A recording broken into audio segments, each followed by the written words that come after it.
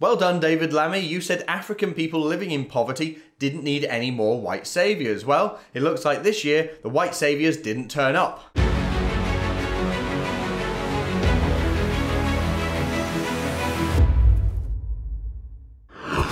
Comic Relief is huge every year. It's that massive national charity event that raises money for vulnerable people all over the world, and people wear these silly red noses to get attention for it. They arrange charity days at work, even little kiddies get involved in schools. It's a massive national event, and it shows the great kindness of the British people, which is why everybody was shocked when Labour MP David Lammy accused very popular TV presenter Stacey Dooley of being a white saviour for getting involved with a comic relief film that was helping Ugandan children who were living in poverty.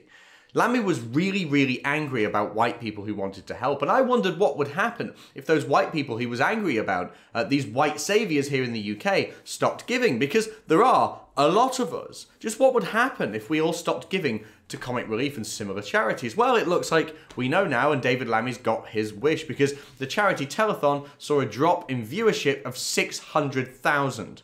And there was a drop in donations too of around £8 million. Well done, David Lammy. And people haven't forgotten the part that Lammy has to play in this, because even the founder of Wikipedia, Jimmy Wales, chimed in and criticised David Lammy. And his fellow MP, Chris Phelps, also criticised Lammy for his pathetic manufactured indignation. He said, "The cost of his absurd egotistical posturing is real. This is money that could have been used to save lives. He should fulsomely apologise to stop a repeat next year."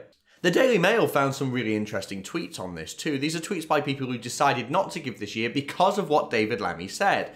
One tweet read, "I didn't contribute this time. I'd hate to be thought of as a white saviour. Marie Curie got my donation." Doesn't that say it all? I mean, Lammy's comments would have worked for two reasons. First of all, there's the mental, actual, genuinely left-wing people who think that being a white saviour is a bad thing. The people that think that if they give money to people living in poverty in Africa, then they're perpetuating some kind of idea that some African countries do need help. It's all really crazy. But David Lammy genuinely convinced those people to stop giving money. Well done. These are the people that think helping is doing a bad thing. Very odd. And David Lammy would have also put off angry people who are just sick of being put off all the time. These are the people, white people, that are just blamed for absolutely bloody everything. Lammy could have just been the final straw for those people who are sick of being put down and think, you know what, sod it. If they're going to call me a white saviour, then why am I spending my money on doing this?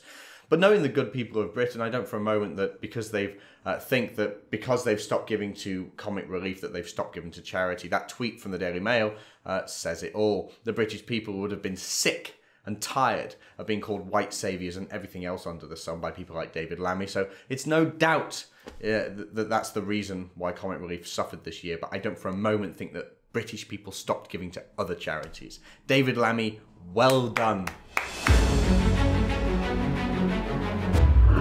David Lammy's attempt at political point scoring against white people during Comic Relief was totally and utterly despicable. When the British people, as white saviours, want to give money to vulnerable people, we shouldn't be attacked and derided for doing that. And Lammy did exactly that. He attacked people for wanting to help. It seems he'd rather have vulnerable people living in poverty and starve than have those terrible, horrible white saviours helping out. This year, his comments have played a big part in Comic Relief losing £8 million in donations over last year, and it's time for him to apologise for doing that. His disgraceful behaviour sums up the modern position of today's Labour Party. It's incoherent, it's insane, and it's racist. And in a time where political violence is on the rise, we're seeing all these horrible attacks going on at the moment, it would be smart for politicians in the UK to stop lowering the tone and talk about unifying the British people for once. Unify the British people where possible and stop this horrible divisive language. Instead, the likes of